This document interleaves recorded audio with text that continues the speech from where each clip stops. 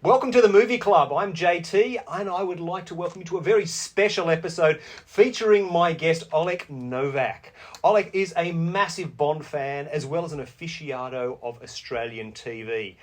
We are here to talk about No Time to Die, the 25th movie, I believe, in the Bond series. Olek, what are your initial thoughts on No Time to Die? Initial thoughts, JT. As a Bond fan, positive. I thought it was a very good Bond movie. Definitely, like with all Bond movies, some hits, some misses, some flaws, but overall I think it gets the balance pretty right. But we'll get to that shortly, I'm sure.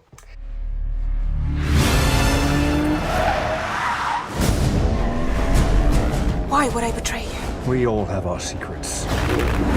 We just didn't get to yours yet.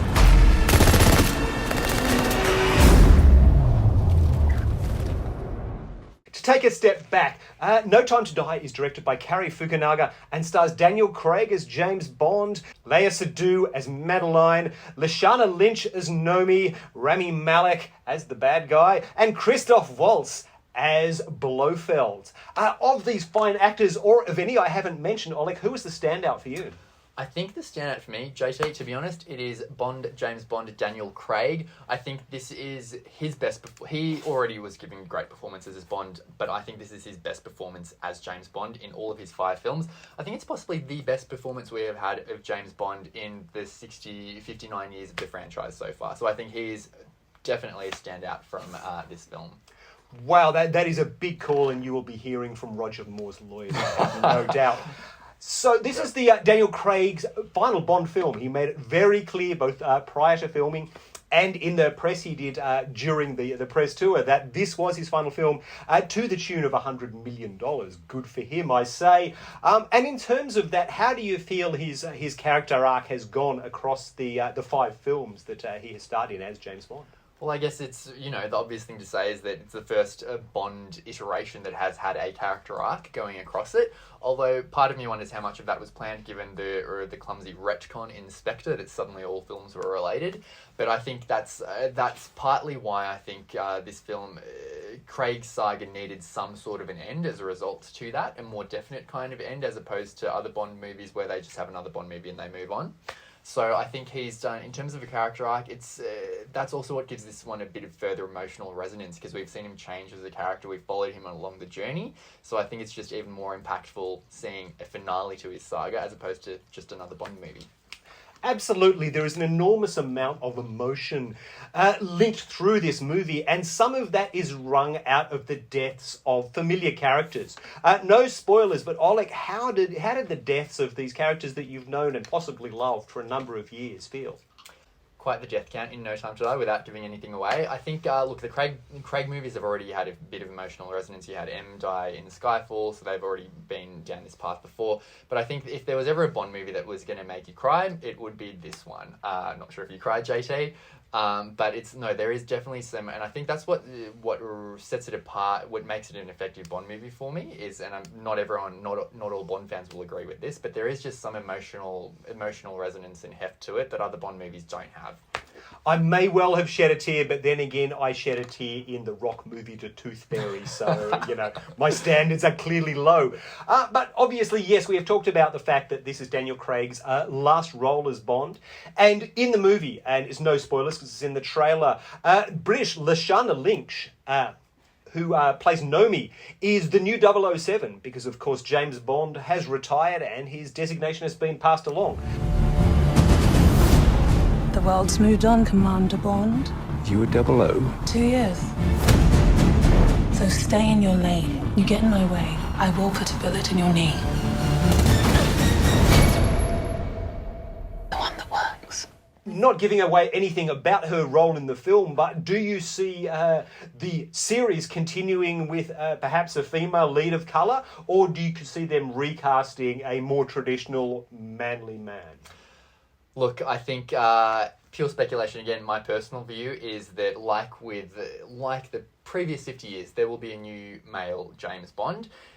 Looking at history, for example, when they transitioned, for example, from Brosnan to Craig, they retained some elements. They retained M. They retained Judi Dench. So I think, again, there's some great characters in this film, such as Lashana Lynch, such as Q, such as Moneypenny, M, Ralph Fiennes, or Rafe Fiennes. So there's, if they would like to, and I think that could be a cool thing, retain some of the best elements, but with a new James Bond. At the same time, they might wipe the slate completely clean, which that has merit as well, depending on what they want to do. I think it's interesting looking at what producer Barbara Broccoli has said, that she thinks that Bond is a male character. That doesn't... obviously, the film has to have strong female characters as well, but she ultimately thinks, when there was that whole the media coverage about Gillian Anderson should play Bond.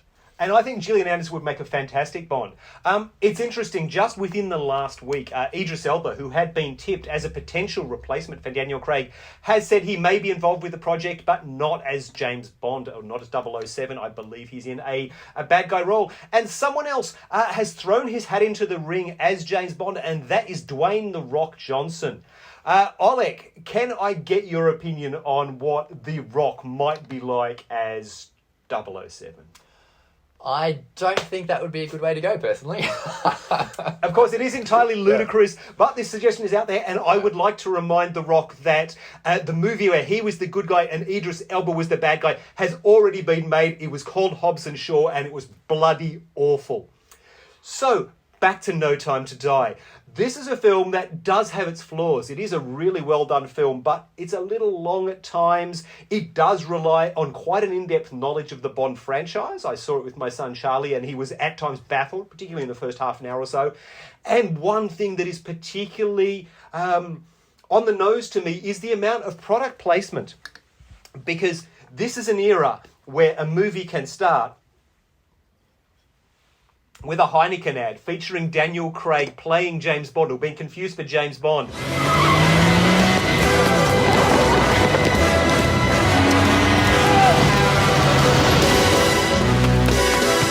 Dear Bond. Not dear Bond. Entertaining ad, well done Heineken. But then throughout the movie you see him drinking both his standard cocktails and Heinekens. It really does feel forced at times. Now, I know the series has a bit of form, to quote a British cop term, but Olek, how did you feel about the product placement in No Time to Die? Look, it didn't bother me per se. I think with Bond movies, it's part of the course that you're going to get a lot of product placement. But look, I will acknowledge there is a lot of product placement in this movie. Looking at the Bond Instagram account in the months leading up to this movie, every day I was served a different 2-minute featurette of some behind-the-scenes kind of story, whether it be with Amiga, with Land Rover, with Triumph motorbikes, with a fashion brand, with Aston Martin, of how they're using that product in the movie. I guess, $230 million budget, they had to recoup that somehow. I guess, look, with Bond, personally, I accept it. He likes his high-end brands. It probably gets a bit much sometimes, but it didn't affect my enjoyment of this movie. Nice. Now, this movie has been accused, particularly by some more conservative commentators, of being too woke. Now, that in itself is a sort of stupid, out-of-date term, but it does speak to perhaps the reaction of some people. How do you feel about that criticism? Does it have any basis in reality? Well, look, I think on the spectrum of Bond films, if there was one of them that was going to be woke, then this would probably be the wokest kind of films. But I think, like with any Bond film, they move with the times and they reflect society. You might recall, JT, when Pierce Brosnan took over as James Bond, they introduced the first ever female M, Judi Dench. She called him a sexist, misogynist dinosaur in the film. I wonder if that had a similar kind of negative reaction from some conservative critics. With this movie, I think they've got some strong female characters, which is great. Some other people might argue that they didn't go, that some of them are underutilized by that same token. So I think it's moving with the times. It's still a James Bond movie ultimately, and it's still being true to its history while moving with the times. Yeah, good point. There was one thing that stood out to me towards the end of the movie, and again, not to give anything away, but the confluence of events really does place Britain as still a major global superpower, which I thought was sort of cute in the current world of geopolitics, particularly considering the clown who they have in charge at the moment. Olek, how did you feel that the movie, from that global political sense, do you think that reflected where we are in 2021 compared with, the movies we got back in the 60s? It's a really interesting question, JT, and because Bond movies, they're ultimately popcorn thrillers. They don't like to get too political, but one line that did stick out to me, which I'm not sure if you paid attention to, is when, without giving anything away, Craig makes a reference to the main villain in the movie about him being the latest in a long line of little angry men. So that was interesting because that stuck out. Ooh, commentary on current world events, James Bond. Interesting. That's right. And look, that's a good segue because a Bond is only as good as his villain. And that villain in question was played by Rami Malek, who you may remember as playing Freddie Mercury in the fantastic Queen movie, Bohemian Rhapsody. A very different role for Malek in this one. How did you feel he pulled off the task? Look, I think he gave a good performance in my view. As you will know when you see this movie, it's a very long movie, and while it is very long, they try to pack a lot into it. So by nature of trying to be all things to all people and pack a lot into it, there's some things, some highs they hit, some lows they hit. I don't know if this is where I think Skyfall, as an example of what I think is a pretty perfect Bond film and Craig film, it elevates it slightly more, is just the fact that had Javier Bardem in that movie was an exceptional villain. Good, a bit of three-dimensional depth, as three-dimensional as you can get in a Bond movie, but also great backstory, really charismatic, really funny, really freaky, some great chemistry with Bond, which I think doesn't probably reach that high with Safin in this movie. And there's of course Christoph Waltz as well, who doesn't have too big a role either, but I think he does it okay with what he's got. He does fine for a comically one. His eye gets far more action than he does. But yeah, look, he's a good actor in a limited role. I must say. If you had to rate this movie out of 10, while it is a very derivative way to rate things, Olek, how would you rate it? It's a very difficult question, and I need to, like I generally do with Bond movies, see it another 10 times at least. But I will give you a score. I think it's a very good finale to the Craig saga. I think if we were left to do it at Spectre, that would have been quite unsatisfying. This movie gives the Craig saga a satisfying finish with a bit of emotional heft. I am going to give it, as a Bond fan, it respects the history of the franchise. There's a lot of stuff in there you hinted earlier that only Bond fans who've seen those 60s Bond movies will get. So I suggest, particularly on Her Majesty's Secret Service, go rewatch that one because there's a lot that you will realise. I will give this 8.5 out of 10. Well, without the recommendation to go back and watch a movies that were probably made before you were born, I will give this movie a solid 8 out of 10. It has great action, amazing locations, fantastic performances, and is a worthy end to the Bond career of Mr. Daniel Craig. So look, this has been the Movie Club. Thank you very much, Olek, for your guest spot. We will see you next time, and stay safe, my friends.